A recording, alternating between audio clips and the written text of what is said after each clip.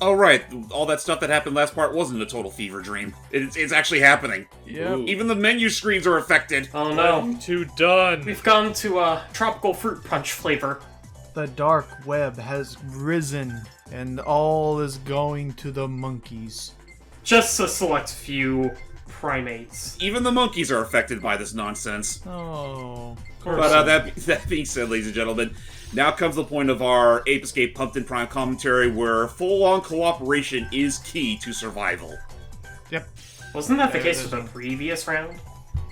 Well, previous round, yes, but that's only, again, that was the exception rather than the rule. Here, they really do want you to start actually working together, because from here on out, every level is going to be treated more or less like a boss area. Oh, so it's all 4 players versus a boss. More like the 2 of us versus a whole onslaught of, Mega Break! Yes.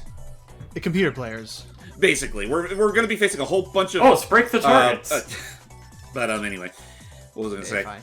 It's becoming now. This is going to full on become cooperative, as opposed to the 2 of us competing to beat each other. Now it is a full firefight. So Yep, and this is pretty much where we get our full-on objective, the Crisis of Earth. We have to finish the stage by defeating all of the metal monkeys. Not just monkeys, there are metal variants of every other player as well. And yeah, it's pretty much here where the game fully encourages you to bring a friend to help you out in the crisis. And they've also disabled friendly fire, and that nice of them. That's good. That's so sweet of them. Yep, so it's just the 2 of them. But they can make it if they tried. Just the 2 of us. Unlike before, because Mr. McEvil guy that we never see his face of in this game, we no longer have the what's the word? We are very likely to get injured while playing these brand new games while he tries to decipher the rest of the secrets that this contains. Right, Dude. which is why we need to mind our health and use all our special moves, like Funky Crazy Disco Dad and his electrical field. I mean, if that second intermission is anything to go by, we do technically see the main villain once. Right, He's just that is not true. properly introduced. No, in fact, and again, genuinely, without James spelling out for me, I likely would never have actually understood what was happening and who that man was. Speaking of, should we go into detail just who is that man to begin with? Because we're not going to find out until the next game. Until Million Monkeys are at. And honestly, who knows when we're ever going to get to that. you know what? Just Because I give barely remember the dude from memory, I'm going to look up the Ape Escape fan wiki to give us the full deets on who we're dealing with here. Yippee Skippy! Yeah, go ahead and do that, and just know that whenever this is not pressuring the guy, because again, it's gonna be it's gonna be really cool when it shows up in Hey Edison. But it's definitely something where, geez, that poor monkey. As soon as that fan patch is finished, we're definitely gonna see if we can cover it then. Otherwise, we're just kind of you're gonna have to be sitting there waiting with the rest of us. Okay, so I will say right now, we do not see the man's true identity, or at least any visions of him, until the next game. What we saw. What about the intermission? So the guy we saw in the intermission, I think he's affiliated with the quote-unquote mystery man. Oh, but he was just a contractor working for him. Exactly. Okay. Actually, you know what? No, I just remembered. There was him. You remember that really brief, evil-looking face that snapped before we saw him hunting down those monkeys to take back to the laboratory? Yes. It was very brief. That was the mystery man. So. You don't see him. That's the only time you see him in that cutscene, and then afterwards, you only hear his voice. I get you. I Okay, see. now I see. Okay, I hear that now. And then by a Million Monkeys, you actually do see the guy more or less in full, and he looks like an absolute tool. Oh. He kind of does. Well, then. I mean, honestly, I won't show it for you guys if in the event we do decide to do that game for the channel, but I'm just gonna go ahead and share this with you guys so you can see the mystery man and how nerdy he looks. Oh, wow. I want to ask, like we talk about, will we see more of him in Million Monkeys? Is Million Monkeys a very direct continuation of what Pumpkin Prime does, or is there a particular gap between the two of them? Let's put it this way: it more or less is a continuation plot-wise, and it does run on the exact same engine. But they definitely treat it a lot more like an action-oriented game than a full-on gladiator brawler. Right. So it feels more along the lines of the main numbered games. Actually, yes, because they definitely do a little more with it than just that, but there are plenty of levels where you do have to capture monkeys. You can even play as a Spectre and his fraction of monkeys to capture AWOL monkeys with their own gotcha nets. Right. AWOL monkeys. And I was going to bring up the fact that I also don't believe in Million Monkeys. I don't believe it's co-op anymore. So it is. I don't believe it is. No. And they put the camera behind you. So yeah. So it definitely plays more like an actual like Rayman 2, Rayman 3 compared to Arena. Which also, is honestly pretty bold of them to do. It's just again a damn shame that it never got localized. Also gonna look at looking at this man here. Humorously enough, given the subject of what we're all talking about in this series, he looks like a character that like would not look out of place in a music video by the Gorillaz. Yeah. So as far as like a cast for Million Monkeys, like I'm saying all this on the off chance that'll probably be a long while before we get to it. Like, are there any like new or missing characters from between the two games? Okay, so more or less the same cast from Pumpkin Prime here do return, including Helga, since she is still just about as integral to the plot, as will the Peepotrons. So Million Monkeys is honestly, it's weird. I think I've already brought this up before, but it's pretty much to the Escape series as Sonic Adventure 2 was to Sonic. Right. Right down to the fact that there are two separate story. Oh look, the Groovatron. The Funky Monkey. Look at him go. Now you were talking about Tone. Okay, so Million Monkeys actually does have two separate story scenarios. One for involving the heroes, that being like Spike, Natalie, the Professor, Cassie, and I believe Helga and Jake are also involved, but you have to unlock them, I think. And then there's the second scenario where you get to play as Spectre and his Legion of Monkeys. Right. Okay. And at that Which point, is also kind of amusing, considering the fact that, again, you don't get to play as Spectre in Pumpkin Primes at all. But and then don't you also by that point you also mentioned that especially after the events of here and how they were betrayed, the Peepotrons decided to join up with Spectre at that point. I think they're just their own Faction? their own separate entity at that point. Okay. It's honestly complicated to explain because they kind of go a little further with how they handle the Peepotrons in A Million Monkeys, so much more to a point where they feel less like actual people monkeys and more like straight up mutations. I mean, I figured that's what that I got anyway from the intermission, was that they are definitely not your normal people. Honestly, I'm gonna get so much potential flack from at least you guys of audible judging of. You know what it reminds me of? It reminds me of from Despicable Me 2. It reminds me of the purple evil minions compared to the normal goofball yellow minions. Okay, you so mean the Twinkies? I take that back. According to the Peepotron, this wiki article for the Peepotrons, apparently they do help Spectre and Million Monkeys. Okay, Yeah, so I'll say that. again, I could figure, especially since they just got outright told by their main creator, "Hey, cool, you all served your purpose. Now you can be dead." Now get out. I wouldn't want to work for them anymore after that. And now that I think about it, there is a sequence in the. Oh, that's right, because my batteries had to die right at that 'cause exact moment. That's what I was gonna point out. It's like I love that timing of like the second you brought up Despicable Me 2, both the characters just kind of like stood in place. It's like, did you say that movie? What, is this guy talking about Illuminati Entertainment or something? What's going on? Also, I believe there's only 1 or 2 more stages like this, but once again, these are just auto-scrollers and they drag a little bit. They drag, they really fucking do, and ugh. We're almost What was done the with objective them. of the stage effect? Just survive. You have to survive. Just get through the entire stage while defeating all the enemies and surviving? Or as many as you can. Actually, it's funny you do bring that up because even though we're primarily doing a whole new string of challenges that are more or less far removed from the original tournament, the Funky Man Club, Funky Monkey. Monkey Fan Club shenanigans Man mechanics are still in check. Like for this level, for example, you do get the usual benefits if you defeat a certain amount of enemies before reaching the goal. Right. Another thing I want to ask, because I've been seeing them like pop up now and then, like almost like they're kind of relegated to just power-ups in this game. Do the Monkey 5 have a bigger role in Million Monkeys compared to Pumpkin Prime?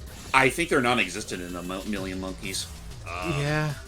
And again, as far as what's going on here with the Freaky Monkey 5, they really just exist to be summons. Right, for the and or just a quick cameo for the Monkey Fan Club. Otherwise, the only time you ever really see the Freaky Monkey 5 are in the mainstream games. Yeah, actually, I I was gonna get say, especially with something like this, especially with a party game, I'm surprised that Spectre didn't call upon the Freaky Monkey 5 to be more of flex out that voice cast a bit more, kind of thing. I think the only reason for that is because this game in Million Monkeys takes more of its for lack of a better word, creative cues from the original Ape Escape, which never had the Freaky Monkey vibe. So Gotcha.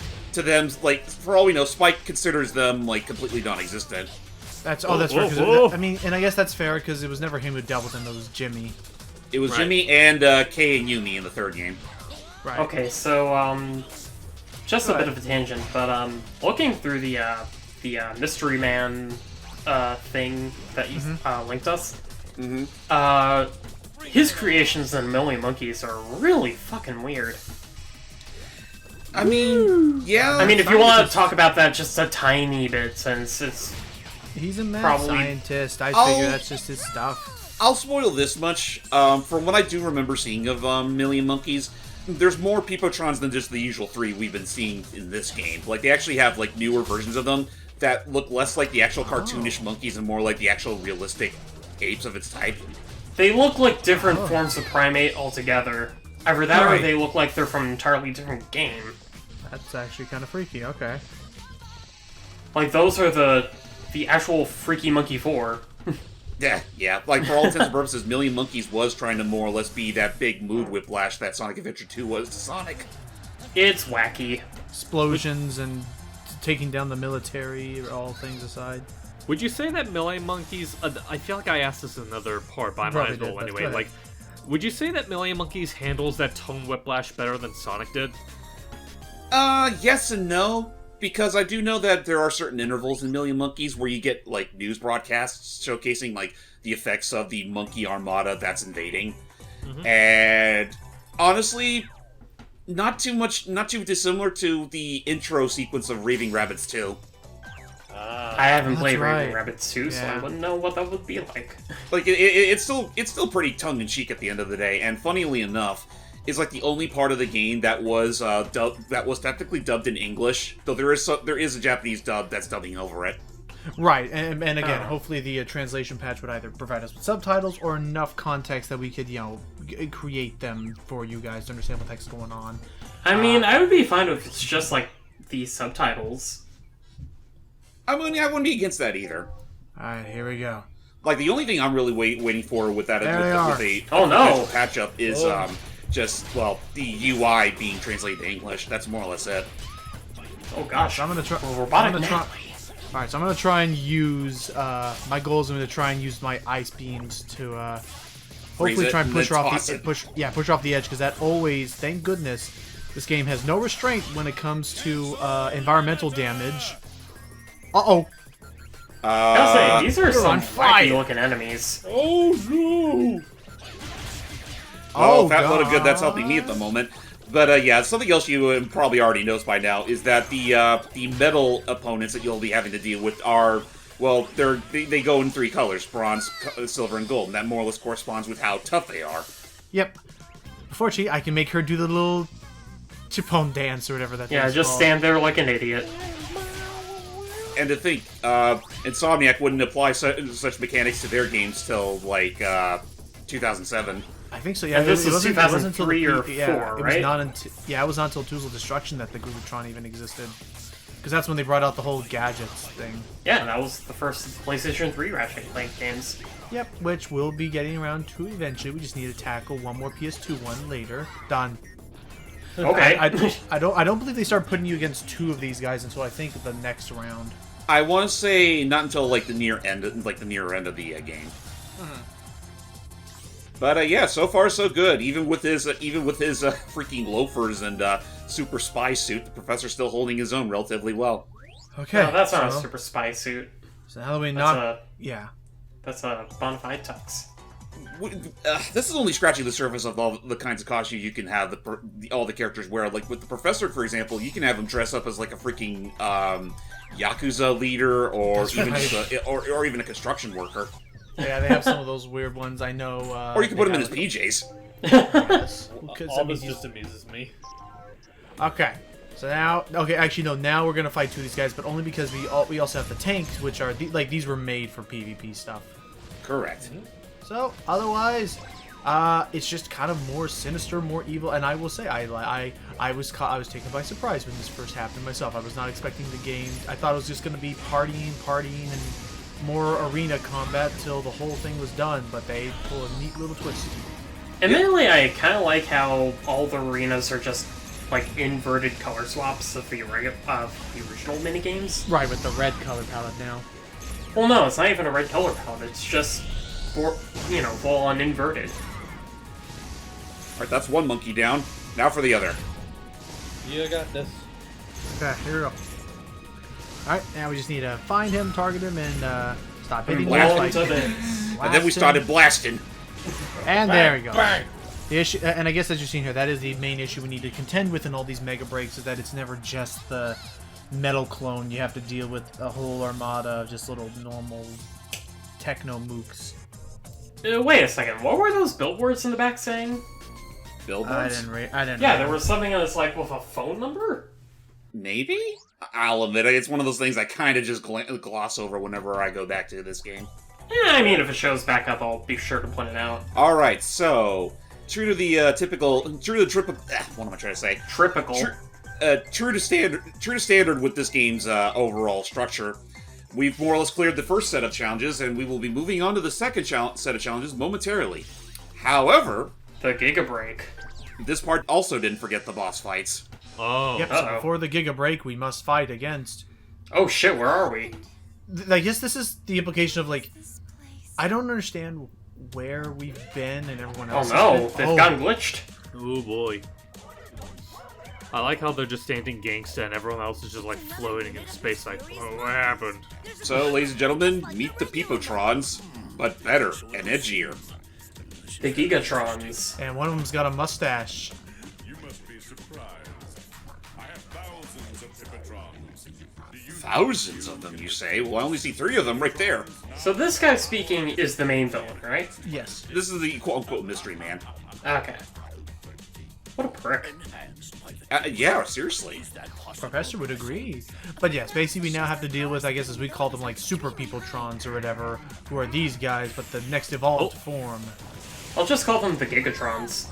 Okay. I mean, that would be... Well, I get... At the same time, though, they're still technically designed to look like Peepo monkeys, so Peepotron is still accurate. Peopletron Legacy. Did he just say the power of science is more powerful than I expected? I think he said the power of the... I think he said the power of the disc. Because he's still analyzing that thing while we're doing all this. Oh, and these things have been empowered by the data contained on that disc? I gotta say, Correct. I dig the tribal tattoos on the yellow one. Yeah, no, it's a cool idea. I guess the whole implication of... The implication, I guess, is that we're all stuck in this realm, but we also can participate in the games in order to try and... Well, again, he's bringing out these games to pretty much distract us while he's busy deciphering Decoding the rest the of the disc's power.